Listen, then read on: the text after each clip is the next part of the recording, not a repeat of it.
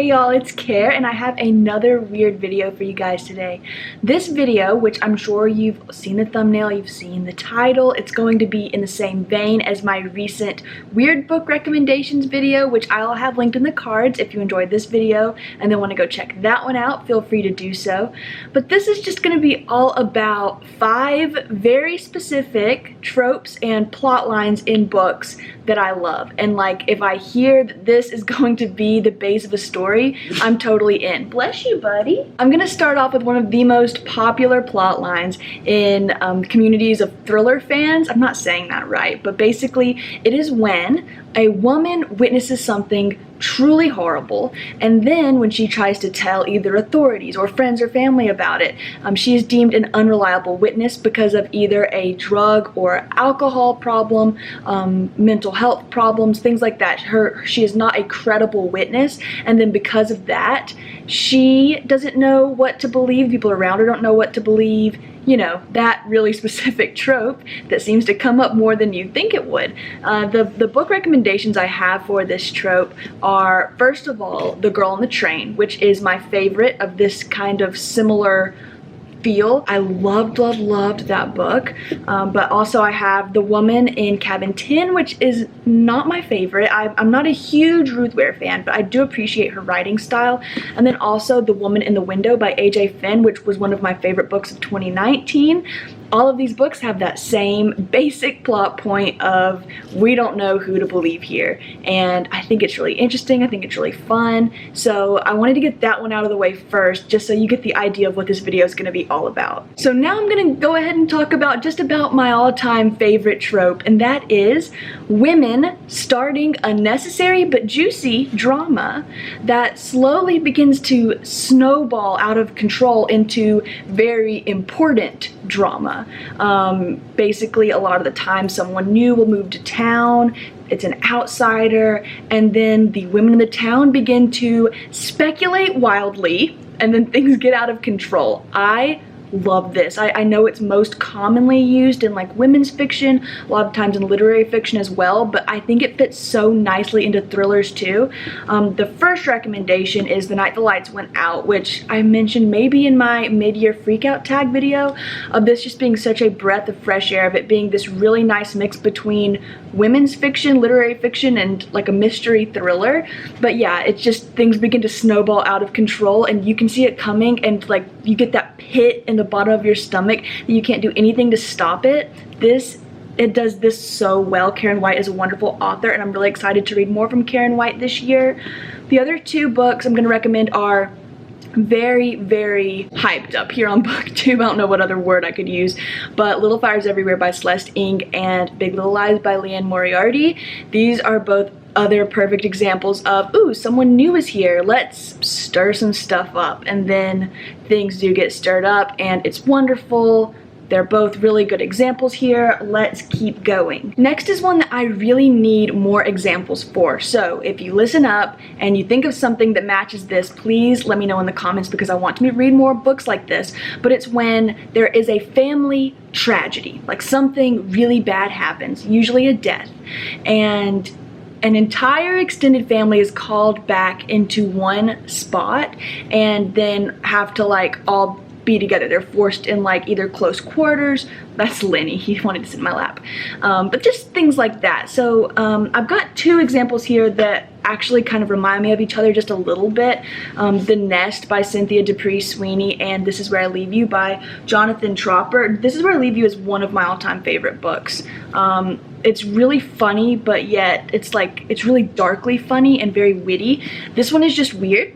I don't know how to concisely explain either of these, but both begin with these tragic events. One is a death, one is just like something crazy that I'm not going to tell you. And then like all these different family members get roped into being involved, and it's just like, I love stuff like that where things get messy, but then it's a family, so they have to like find a way to heal together too. I think that's really cool. Next is another one of my favorites. I need to stop saying that because these are all my favorite tropes. That's why I'm making this video. But it's when someone feels like he or she is just not, or they is not living up to their full potential, and then they befriend other people who have similar anxieties We love it. We love that trope here.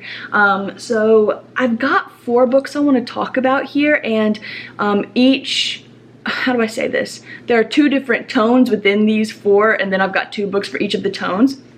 So the first one, we're gonna go with like a little more hard-hitting and bleak.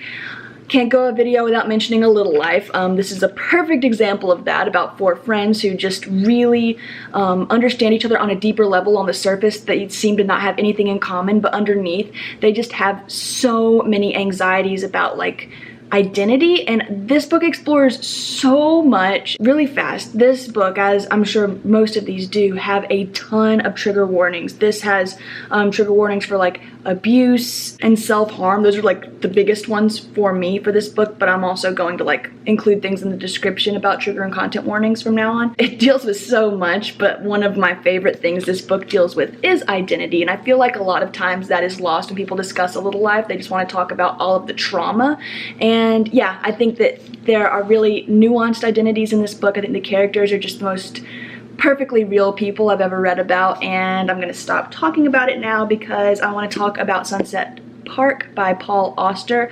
I listened to this audiobook earlier this year, and it was exactly what I thought it was going to be. It was just about this guy who was very smart. He's an Ivy League dropout and is now like a trash collector. It's more complicated than that, but basically that's kind of what it is, until he kind of gets into a sticky situation. He runs away from where he is, and he meets up with like-minded people, but people in similar situations that he's been in. He moves in with a group of squatters in New York City, and it's just wild. It's just really wild and bleak and sad and just weird, and it falls perfectly kind of into this found family subgenre. Next are 2 that are a little bit lighter.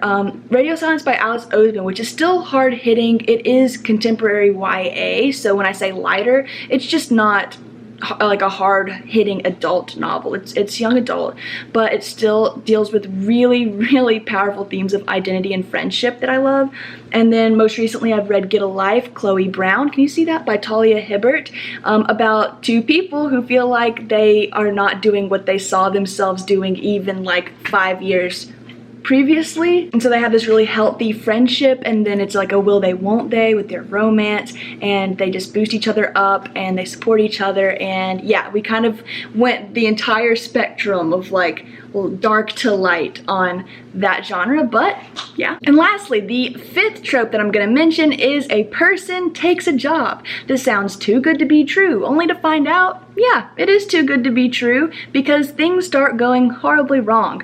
The first recommendation I have for this is the Poisonwood Bible by Barbara Kingsolver. I wrote my, I don't even know what to call it, my senior year, it wasn't a thesis, but it was basically like a big final project for my senior year lit class. I wrote it all about the parallels between Christian mission work and colonial imperialism, because this book, I will go ahead and tell you, because I don't see it mentioned too often here. This book is about a family from the American South who are Southern Baptists. The father is a preacher. He takes his entire family, which is his wife and his 4 daughters, to the Belgian Congo post-colonialism. Oh, it is juicy, let me tell you. Next we have The Circle by Dave Eggers. This this like revolves more around unethical practices, things like that, like uncovering something that maybe shouldn't have been uncovered. Lock Every Door by Riley Sager, which I'm sure you know what it's about, but the girl goes to apartment sit, and then stuff starts going down. And then lastly,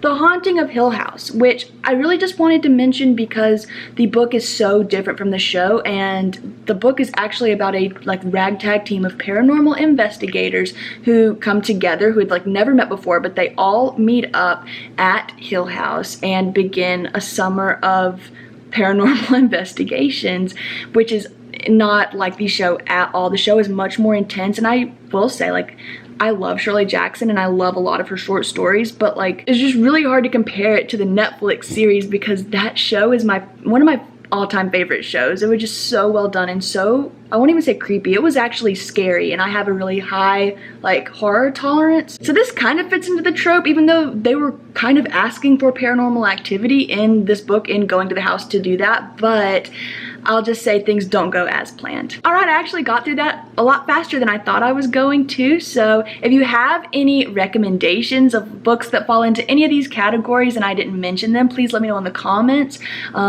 Like this video if you did like it, and subscribe if you would like to. You certainly don't have to. From the bottom of my heart, I'm so thankful for the new friendships that I've been making on BookTube and in the book community, and it has really just made me so happy. So thank everyone for just being so nice. Like everyone to me is just being really, really nice here recently, and I really appreciate it. So thank you guys so much. I'll see y'all in the next video. Bye.